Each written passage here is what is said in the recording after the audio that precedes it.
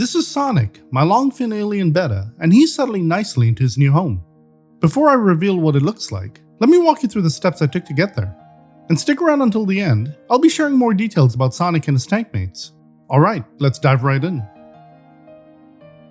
The first thing I'm going to do is use some hydrogen peroxide to clean the inside and outside of the tank.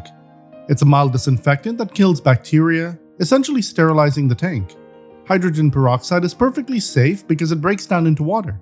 I've also used it for controlling algae and curing rust disease in my Neocaridina shrimp. Next, I'm going to cut out a backing for the tank. This will help hide any wiring and equipment behind it, and enhance the overall look of the aquarium once it's filled. It will also make the colors and the plants of the inhabitants stand out more. I'm using a foam core board for the backing, which you can pick up for $1 or $2 at your local dollar store or arts and crafts shop. Since this is a rim tank, the backing rests easily on the plastic rim, making it simple to tape into place. With the outside completed, it's time to focus on the inside. The first step is to place some plastic mesh bags filled with fluval biostratum aquasoil. This will provide essential nutrients for the plants since it's going to be a heavily planted tank. I'm also adding an API root tab to each bag for extra nutrients. Over time, these will slowly break down, enriching the soil even further. I'm placing the aquasoil into these bags to keep it from mixing with the substrate and rising to the surface while planting later on. If you're interested in these plastic mesh bags, I'll include a link in the description below. Next, I'll cap the aquasoil with Corys' Supernatural Midnight Sea substrate. I pre-washed it for a few minutes to remove any dust particles, and I have to say, I really love how it looks. This smooth gravel will benefit one of Sonic's tank mates, which you'll see later on. I'm using the sloping technique where the substrate will be about 2 inches deep at the back and around 1/4 of an inch at the front. This adds depth to the tank and makes planting easier. Now, this is a 10-gallon tank, so space is somewhat limited. I found a few river-like stones I purchased a while ago that I think complement the substrate. I also bought this beautiful piece of driftwood, which I was worried wouldn't fit in the tank, but I'm so glad it does. When I came across it, ideas started flooding in. Should I use it as an archway or possibly a cave? What could I do to the outside to benefit Sonic? The only way to figure this out was to get it into the tank. This piece of driftwood is incredibly light, and the stones I'm placing around it serve not only aesthetic purposes, but also to help weigh it down when I start gluing the hardscape together.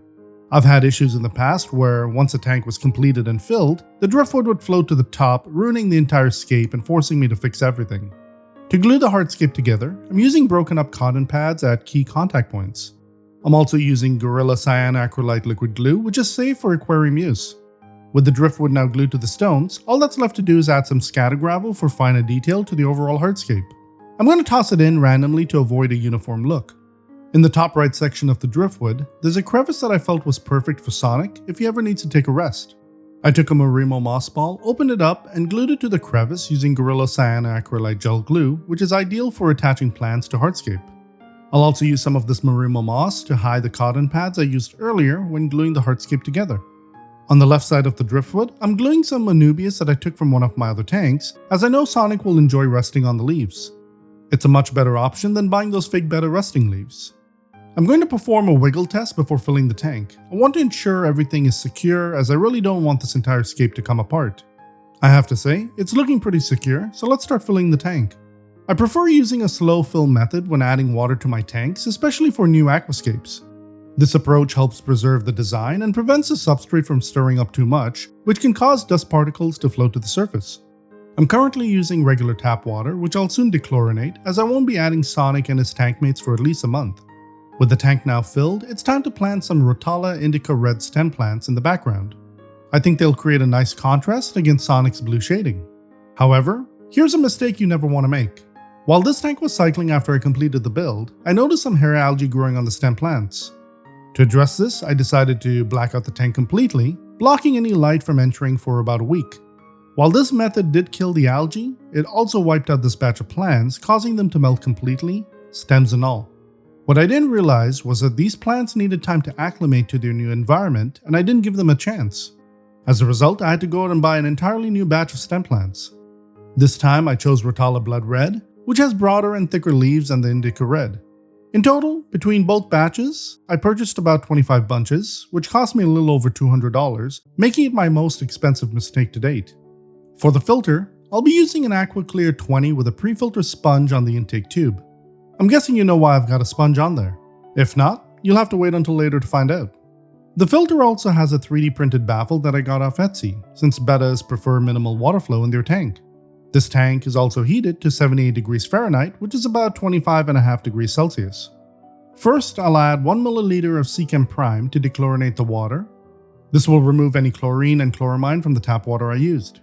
Second, to kickstart the cycling process, I'm going to add 5 milliliters of Seachem Stability to introduce beneficial bacteria into the tank.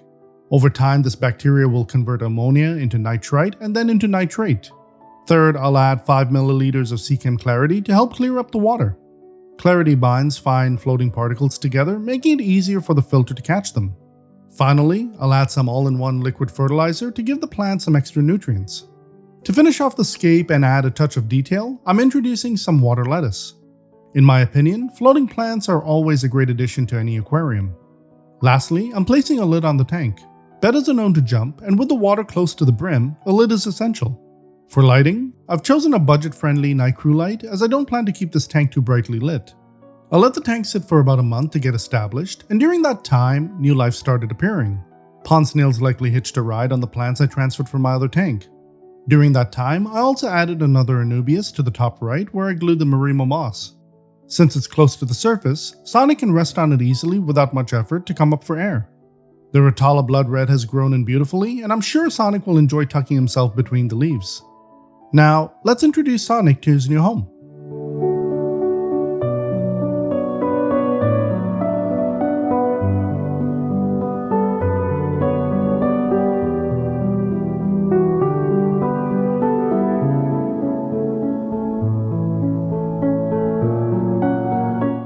As I mentioned earlier, Sonic is a Longfin Alien Betta, a relatively new hybrid breed created by crossbreeding various wild betta species. Their unique colorations and patterns have made them quite popular among hobbyists. Alien bettas are typically characterized by a black or dark brown body with a striking metallic sheen, creating an iridescent, almost extraterrestrial allure. They also tend to be slightly larger than average bettas, growing to about 2 to 2.5 inches or 5 to 6.5 centimeters in length. Before I got Sonic, he was already living in a community tank with various fish and shrimp, and based on my observations, he wasn't aggressive towards his tank mates. To truly test Sonic's temperament, I'm starting with 9 Snowball Neocaridina shrimp as his first set of tank mates. Their bright white color really stands out, and if Sonic doesn't bother them, I know we're in the clear. But just in case he shows any aggression, I have a backup tank ready to move the shrimp into. Snowball shrimp are a type of Neocaridina, closely related to red cherry shrimp. They're just as easy to care for and can even interbreed with red cherry shrimp, though their offspring may lose the vibrant colors of their parents. Speaking of Neocaridina shrimp, I've got something exciting for you.